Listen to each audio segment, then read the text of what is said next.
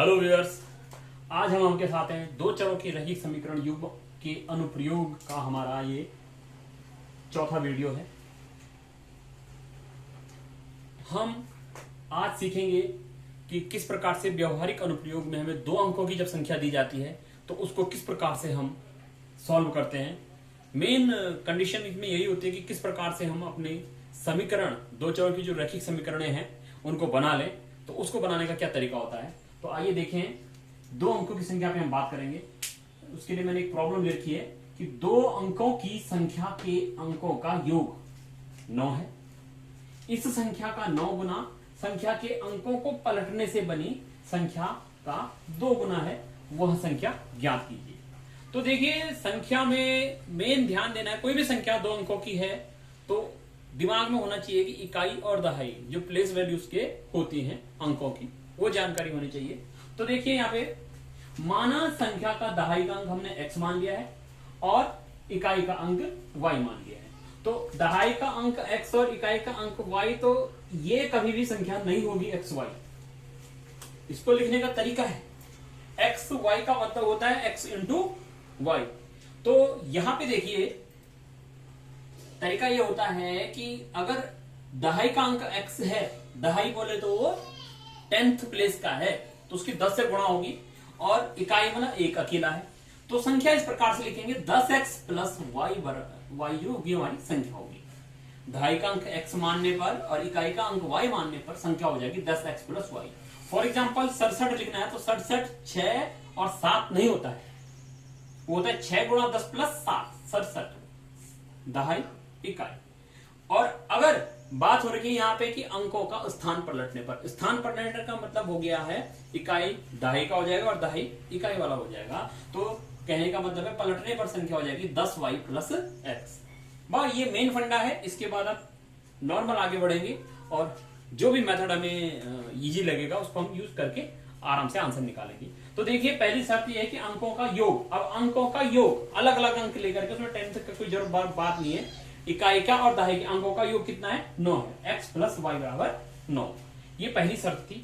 दूसरी शर्त क्या कह रहा है कि संख्या का जो 9 गुना है, जो हमने संख्या ले रखी है उसका जो 9 गुना है, संख्या के अंकों का स्थान बदलने पर जो संख्या बनती है उसके दुगने के बराबर होता है। तो ये लिखा मैंने, संख्या का 9 गुना बराबर अंकों का स्थान पलटने पर बनी संख्या का 2 गुना। संख्या हमने ये लिखा 9 गुणा 10x प्लस वाई, और संख्या का अंकों का स्थान बदलने पर 10y प्लस x बनी है, तो 2 इंटू 10y प्लस x। अब हम बीजगणित करेंगे, सिंपल मल्टीप्लाई होगा यहाँ पे 90x minus plus 9y 10y 20y plus 2x, 2 की गुणा होगी। अब x को एक तरफ पक्षांतर कर लिया, y को एक तरफ कर लिया, तो 90x माइनस 2x बराबर 20y माइनस 9y, ये 88x हो गया और यहाँ पे 11y बचा। इसको भी उधर ले जाएंगे तो 88x माइनस 11y बराबर 0। तो थोड़ा सा बड़ी संख्या मिल गई है, तो इसको शॉर्ट फॉर्म में करने के लिए क्या कर सकते हैं, 11 से मैंने डिवाइड कर दिया, 11 11 11, तो ये 11 88 8x हो गया, ये y बन गया। और जीरो से किसी भी जीरो को किसी भी संख्या से भाग दो तो 0 ही होता है, तो ये हो जाएगा 0। 8x माइनस वाई बराबर 0। अब मैं प्रीफर कर रहा हूं यहाँ पे विधि, प्रतिस्थापन विधि।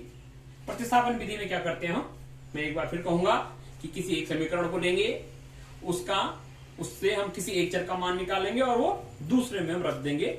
इस प्रकार से हम एक चर को प्रतिस्थापित कर लेते हैं। तो देखिए यहाँ पे दो समीकरण लिए, मैंने पहली समीकरण को लेके चला हूं, x प्लस वाई बराबर 9, तो y बराबर 9 माइनस x, ये मान इसको मैंने रिलेशन a बना दिया। y का मान मैंने इस समीकरण से निकाला, किससे? 1 से, तो उसको किस में रखूंगा? 2 में। तो ये मैं 2 में देखिए रख रहा हूं उसको, 8x माइनस वाई बराबर 0, 8x माइनस 9 माइनस x हो जाएगा बराबर 0, 8x minus 9 plus x equal to 0, तो ये 8x है, 1x और 9x माइनस 9 बराबर 0, तो x बराबर हो जाएगा 9/9, तो x का वैल्यू क्या आ गया? 1 आ गया। अब इस x के मान को हम कहीं भी a में रखिए, चाहे किसी भी समीकरण में रख दीजिए, तो मैंने a में रख रहा हूं, a में रखा है, तो 9 माइनस 1, तो y क्या मिल गया? 8 मिल गया। दहाई का अंक 1 मिला है, इकाई का अंक 8 मिला है, तो संख्या हो जाएगी 10